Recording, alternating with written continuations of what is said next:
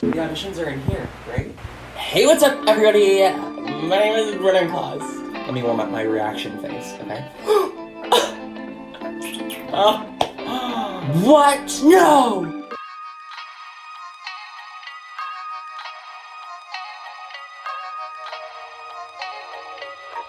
You already saw the title of this video, okay? Let's just get into it. I'm gonna react to the first episode ever of The Next Step. Daniel's TNS debut.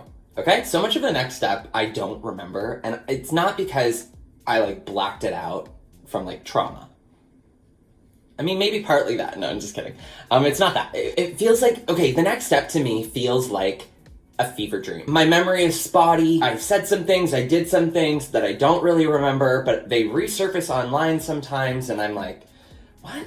When did I say that? And people are like, oh my god, it's one of the most iconic lines of the show, and I'm like, I just thought it'd be fun. It'd be fun to react to an episode, and we will be continuing with dance dates. In the behind the scenes video of the Jiley episode, at the end, there's a little Easter egg as to who my next guest for the series will be. That'll be out next week, but for this week, we're gonna react to the first episode of The Next Step. Here we go. My name is Kate, and I became the owner of the Next Step Dance Studio because my mom was the previous owner. I forgot the show started like this, with Miss Kate slow walking through the studio. Very dramatic. Very filled with tension. Very who is she? And also, fun... okay, we need to have a fun fact counter. Every time I say fun fact, you need to take a drink. Or, even if it's water, have a sip. Hydrate. But if it's alcohol, let's get lit, okay? I'm drinking my huge... This kombucha is huge. Literally as big as my head. I love a massive kombucha. As I was saying, fun fact, okay? Drink. Pretty much every single season we film in a new location. So the first season we filmed at this abandoned elementary school in Mississauga. And it's wild that they transformed the gymnasium into Studio A. I remember that being really cool, walking in and seeing the set while it was still under construction, and particularly this wall of big windows. It's just a backdrop. In real life it looks quite fake, I remember, but on screen it reads really real. And what's another cool thing about this studio, because of it having to be on camera, in a dance studio there's always mirrors at the front. They made all the individual panels of mirrors on these levers that they could then angle them so that a camera person could be behind us, but you wouldn't see, and we could be looking at ourselves in the mirror, but that you wouldn't see the camera in the mirror. The camera couldn't see itself in the mirror. Do you know what I mean? Anyways, I just thought that was cool. Also movie magic that you'd never need in a real dance studio. You would never need the mirrors to swivel, but just kind of cool. So we filmed the first season in 2012, but I feel the outfits are giving very early 2000s, Disney Channel. The layers on layers on layers of black leggings with a ballet skirt and a bodysuit with a crop top and a bow in your hair and sorry, I'm totally calling out Emily's look in this, but all of us, the fashion was very dated for 2012. I think. What are we wearing?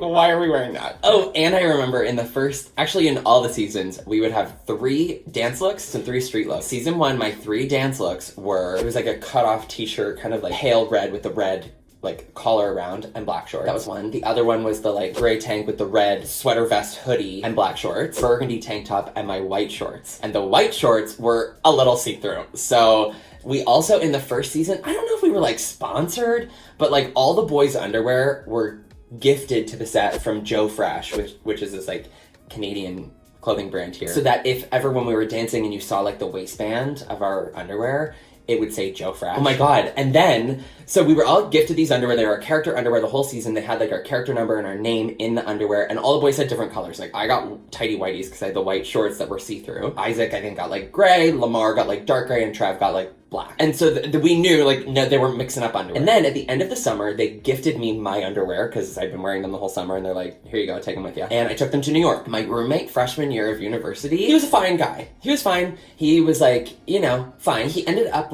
borrowing my headphones and then t-shirts of mine, and I would start running out of laundry, clothing. And I was doing laundry, but I would start running out, and I was what's going on? This is weird. And I was where are all my underwear going to? You see where I'm going with this story?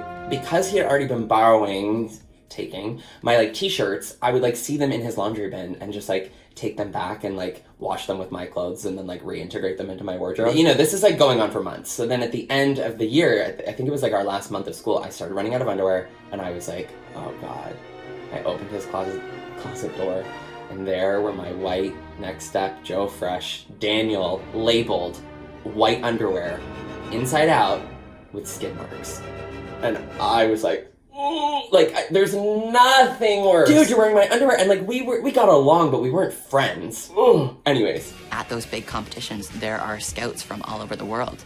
So being an A troop means that you're going to be seen, and if you're going to be seen, you're going to get a career in dance. My God, I'm such a child. I look so young. And also, talk about mistakes forever, like, captured by television. I overplucked my eyebrows because I don't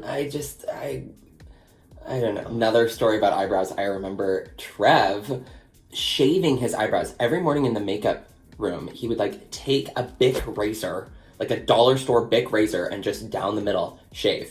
And we were all like, Trevor, you can't do that. You're gonna get like a 5 o'clock shadow. But he did. Dolphin tail. I just remember him coming out and doing it one time, and like they didn't tell us that wasn't scripted. That was like all Shamir just like came up with this thing. And it then just became a thing. We 2, 3, 4 and a 5. We are gonna show the 1 and me 2 and 3 and 4, 5 and 6. Gonna tear the roof. 2, 3, 4. I mean, stand up. Fun fact. Drink. Fun fact about the opening credits lineup. I wasn't actually there for it. The actual title credit day we shot on a weekend in the fall. So I was already living in New York. I then flew home for the weekend to do some like extra talking heads that they needed to like fill in gaps through the season, and the title credits. But we filmed it on a Sunday, and I had to catch like a late night Sunday flight back to New York for school Monday morning. I guess I'd left. They filmed the lineup and like left a gap for me, and then in post, they like took a different clip of me improvising when I kind of like hit a pose. But not actually, like, you can kind of tell that I'm, like, still mid-movement. I feel like my face is, like... There's only 10 spots open in A Troop. Just because at most competitions, you need 10 dancers. There are so many, like, dance competition rules that the Next Step, like, claims as fact, being like, you can only have 10 dancers on your team for the regionals competition, which is, like, that's not true. Like, there's so many categories in real-life dance competitions. So I say this because I came from the competitive dance world, like a lot of us did, and so I remember the first season, it was really hard for us to, like, let go of the fact that we were like, but that's not real! Like, you wouldn't need that at a competition. And, like, the rounds, there's no such thing as rounds at, like, a regional dance competition. Like, what do you mean only one studio wins the whole competition? Like, that's not how it works. So it was hard to separate the like realism from then like the Next Step isms. The E-Girls are an elite group that I started when I got into A Troop 2 years ago. Daniel was almost an E-Girl. I don't think I've ever talked about this before. When we first booked the OG pilot, and it was just like a demo that we were filming to then have the show maybe get picked up and bought by a network. We showed up and there were 12 of us there, and they were like, great, here's your headshot, Brennan. Your name is, and like in bold at the top was whatever character name they were giving us. You know, I remember they'd be like, Britt, you are Riley. Then they were like, Brennan, you are Danny. At that point, they were like telling us all what the E-Girls were gonna be, and like Emily, Chloe, Stephanie, Tiffany. And then they were like, Brennan, you're Danny. And then one of the other writers was like, you might be one of the E-Girls. And I at the time was like closeted, then making me like the only boy, one of the E-Girls, felt like a read. Like it felt like they were like, and maybe they were, but anyways, this I actually say to like applaud and thank the writers and our showrunner Frank, because I'm sure they could see that when they said that, I was like, like got really like reactive and like, the showrunner then goes, oh, or actually Daniel, it could be Daniel. And they were like, oh yeah, and you like, now that I'm remembering, it was kind of, both of them were like, well, no, it's Danny. And he was like, or it could be Daniel. And then I was like, yeah, Daniel. And I think they realized that I was not at a place where I wanted to be Danny, like one of the E-Girls. Like, I do remember feeling really scared that the show was gonna like out me. I like wasn't ready for that. But I feel like season 1, I was just so like, I don't want to get outed. And I remember being really scared whenever a new script would come out, because I was like, oh my god, are they gonna write like a love interest that's a boy for my character? And like, you know, now I wish, looking back, like at my current comfortability with myself, I'm like, damn, I wish they'd made me an e-girl. It would have been so fun. I could have been so bitchy. I could have been so sassy, like right off the gate from season 1. It would have been so fun. Group 1, I have Daniel, West, Emily, and Stephanie. God, it looks like I'm about to say like, fuck. When she's like, up first, Daniel, I'm like, fuck. But I think I'm just saying, yeah, I'm obviously not saying that. It's a children's show. I'm obviously not like, fuck. I think I'm like, oh, first. Oh, I look good.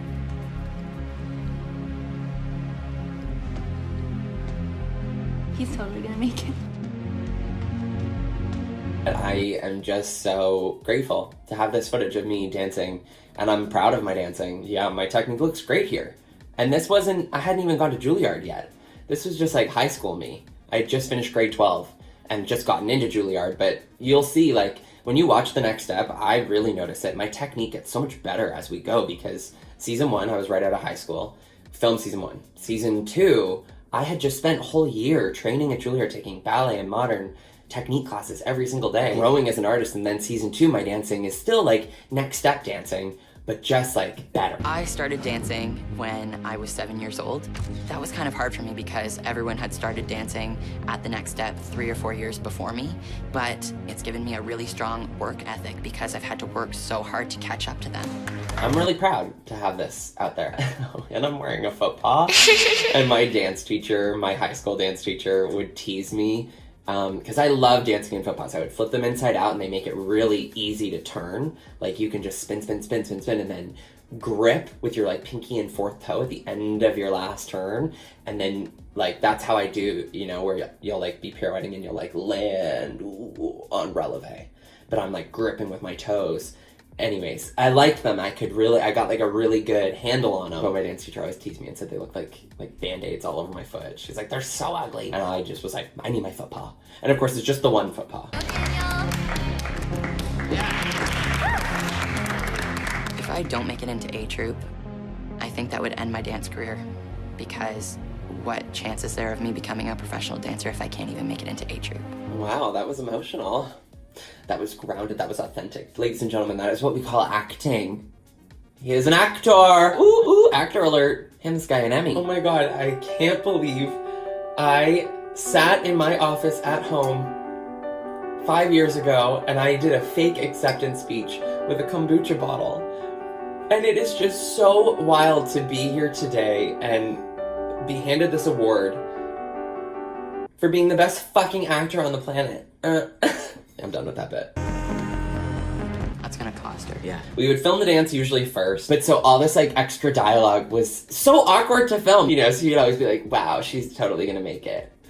And then, but it'd be dead silent. Like they're just filming me and Lamar and we just have to be like watching.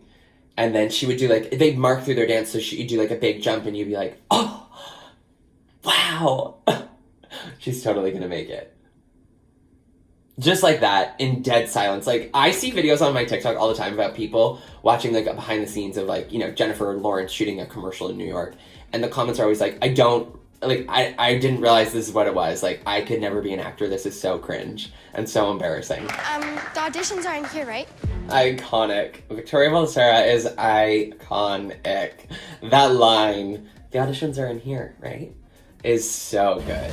The Juice Bar is our regular hangout. It's convenient because it's close to the dance studio. It's actually in the same building, just below. The name of the hangout spot changes every single season. It's just like fun lore. Like, I watch a lot of Sims YouTubers, and like Plumbella is big into like the Sims 4 lore and like all the, you know, like through lines of families, and but that's like fun Next Step universe lore that like, you know, whatever building the Next Step dance studio is in, you know, and then Lost and Found is in the same building, that then like the food shop, the like cafe, the smoothie bar just like constantly goes out of business, like they keep going bankrupt. But anyways, I wonder if anyone's ever made like the Next Step lore. It's just like the thing about, I think it's like an old chicken factory that like the dance studio is in. That's why there's like that chicken graffiti up on the wall. I wonder if anyone's ever made like the Next Step lore, like a whole page. One thing I do know is Emily's gonna be very upset with the decision.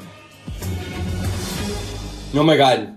That was a good cliffhanger. I forgot that it ended with us like rushing up to the board to find out who made A Troop. That was fun. That was fun to watch. Very nostalgic, very like grateful for the opportunity and for the memory. It's gonna be fun to go down memory lane with all the dances of the next step. I have some really exciting guests lined up for dance dates. Make sure you check out the episode, and I'll see you next week for another new video. Bye. Thank you for watching.